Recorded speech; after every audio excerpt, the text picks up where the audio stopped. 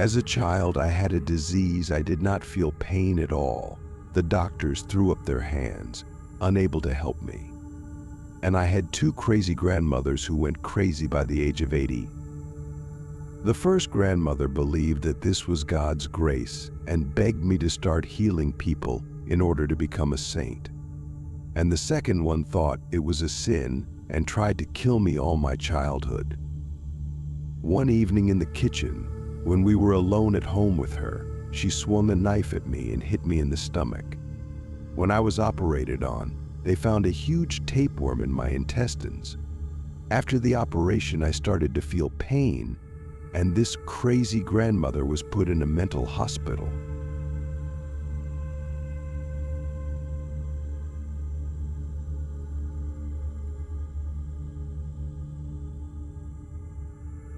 I urgently had to go on a business trip.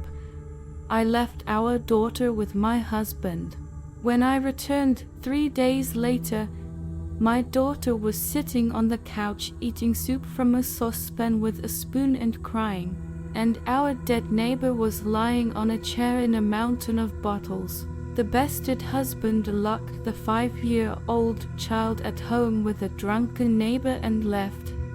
And the neighbor died of a stroke with a bottle of vodka in his hands. The dishes were broken. He took the phone. The daughter sat with the corpse for 3 days.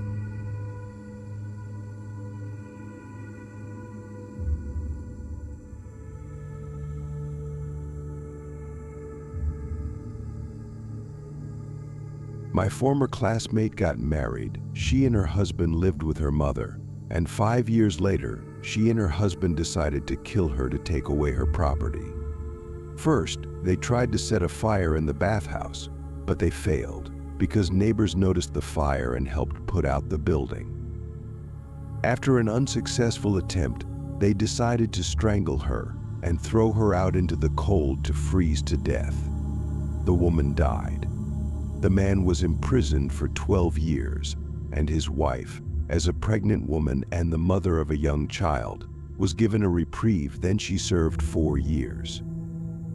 Last year, the man was released. Now they live together.